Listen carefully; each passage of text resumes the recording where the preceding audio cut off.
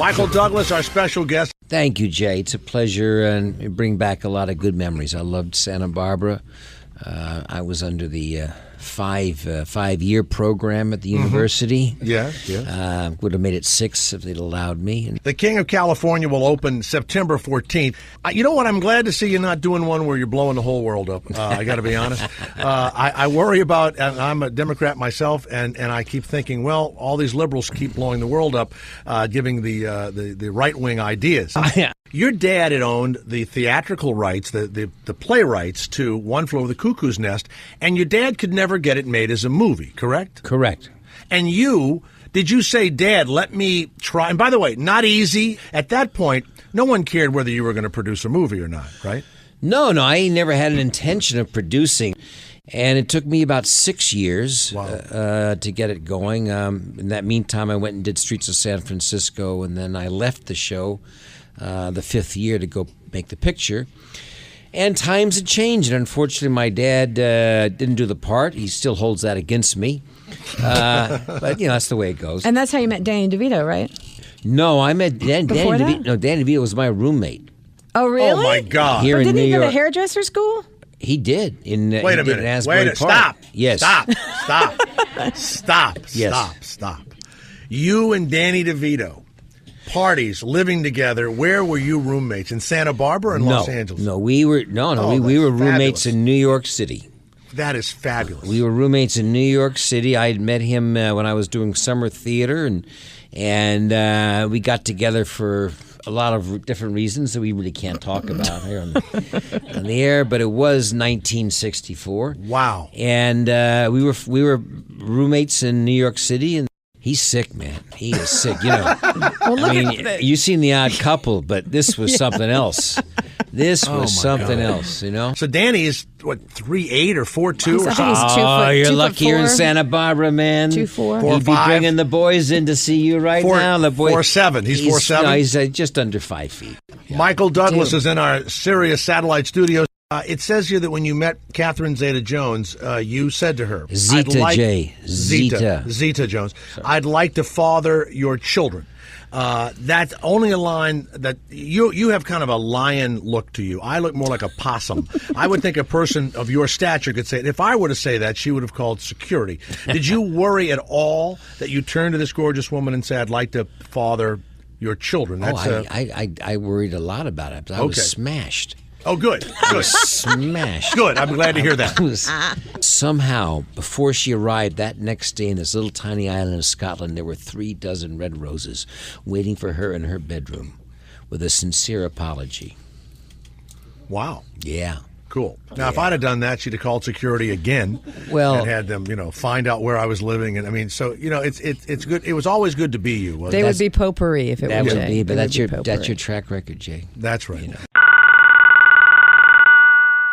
They'll knock me off, and then my books will become number 1 on the New York Times bestseller list. So it's your family will benefit if you're knocked off and they become number 1. That's right. It's really a win-win situation. Hey, Jay, what's in the news? There you go. That's my news. Wow. There you go. Madonna, by the way, has left Malawi, and she has the child, and they are all upset because she was rushed through whatever the system was supposed to be.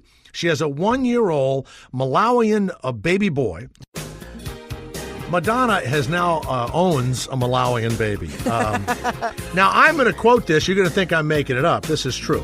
The child was accompanied by 2 Brits who may have taught Madonna her phony English accent, 2 Americans, one of whom is listed as a nanny.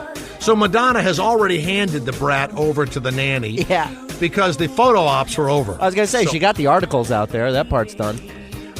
She said that she would be flying back to the United States, and she would get the boy a passport. The little Malawian is going to get a passport, but then they were going to go to South Africa, then they're going to go to Britain, and Guy Ritchie was not with her. He was at home. Now, here's the first of all, we don't know where Malawi is, but an immigration official in Malawi says that Madonna had to go to the high court.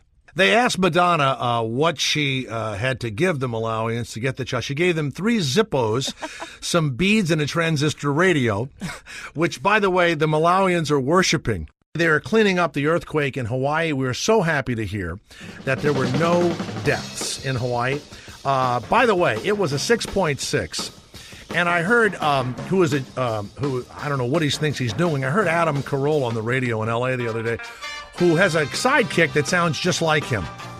So he talks like that. What do you think? And the guy goes, well, I don't know, Adam. What do you think? Is that?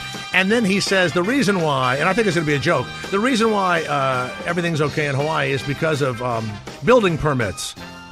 And that was it. There was no joke. There was no nothing. Building permits. And I'm listening to him. I'm thinking, come on, man. Say something funny about Hawaii. Like, where is Don Ho? That's what I'd like to know. Right. Don Ho has not been heard from. Thank God. And but many people say he's okay because it's very hard to kill a hoe. Very hard to kill a hoe. There you go. By the way, the earthquake was so strong that How strong was it? McGarrett's hair moved, ladies and gentlemen. McGarrett's hair moved. There you go. Book 'em That's down. a Hawaii 5-0 joke. But no one died, and we do have listeners in Hawaii. So there you go. In Evansville, Indiana, at the Vandenberg County Jail, officers have now posted a dress code stating that women cannot wear revealing clothes while visiting prisoners. It bans halter tops, any see-through garments that require women to wear bras, of course. The jail's commander says that women go into a little room where there's a video camera, and then they speak on a phone via video to their loved one. They have been taking their clothes off, and they have been touching themselves impurely while the prisoner touches himself. All of this, by the way, can be seen in the jail's main lobby. Bettis, the first and goal, Pittsburgh at the Colt 2-yard line. And the handoff is to Jerome Bettis, and Bettis pops the ball up. It's fumbled. Picked up by Harper. Harper's at the 10. Harper's at the 15. He's at the 20. He's at the 30. He gets it out to the 43-yard line. The Colts have a chance with 1:09 to go. Hubbus did fumble the ball, and Nick Harper with a bad leg picked it up and ran it to the 43-yard line. Oh, no. Holy mackerel. What happened? It's the Jay Thomas Show at Sirius Stars. Miss Gladys Bettis, the mom of Jerome, is with us. Miss Bettis, thanks for being with us. Did you have to play that? Yes, ma'am, we did. You did. We did. I felt it all over again. Listen, we watch you so much. Let me say this first before we go any further. You and your husband have done it right. Have we? You made sure that your son was educated. You made sure that he got out of college. You've kept your marriage together. I've watched your husband on TV. It must have been very difficult for you to keep that marriage together. He looks like he could be trouble sometimes. Any marriage can be. Now, was he a postal worker? No. My husband's an electrical inspector. Electrical inspector. Well, good. Some postal workers are even more trouble. Oh, that's crazy. Right. I'd be afraid of him. Now, Miss Bettis, you watch the game. You're there all the time. When he fumbled, they had you mic'd. Do you curse at all? Yeah, I do curse sometimes at the games. I get so into it. But I don't do bad cursing, just a little cursing. What does the network say when you curse? I told them then before they did. I said, I curse. And they said, well, that's all right. The story I want you to tell is about Chester McLaughlin. What game? Chester must be 6'9", 350. and you weren't kidding when you went after Chester. No, I wasn't. Tell us the whole scenario, Miss Bettis. Well, you know what? That was really during the beginning when Jerome was playing, and those big guys would hit him. And he was going through there carrying the ball, and they would just gang up on him. And I'm thinking, they're going to kill my baby out there. So I would go to the guy then, particularly, I remember him so well, and I went up and I told him, you know what, you need to stop hitting my baby like that. You guys are trying to hit. You're trying to hurt him, and you're hitting him too hard. And he said, well, Miss Bettis, I think you need to say something to your baby because he's trying to hit us too. He's trying to hurt us too. And I'm thinking, no, he's not. And I started thinking and looking at it, and I said, oh, yes, he is. So I think I better leave him alone. And I stopped saying anything to the guys after then. Oh, I'm sorry. That's okay. I mean, you've got Jerome, and then next thing you know, he's going to run over people. Yep. And you know what? Speaking of him, that's him. He's calling me on the other line. Well, you want to say hello to him? Yes, I got to go. All right. Thank you, Miss Bettis. All right. Thank you so much. All right. We'll let her go because Jerome's calling. All right. Boy, I loved her. Jerome Bettis' mom, Gladys Bettis.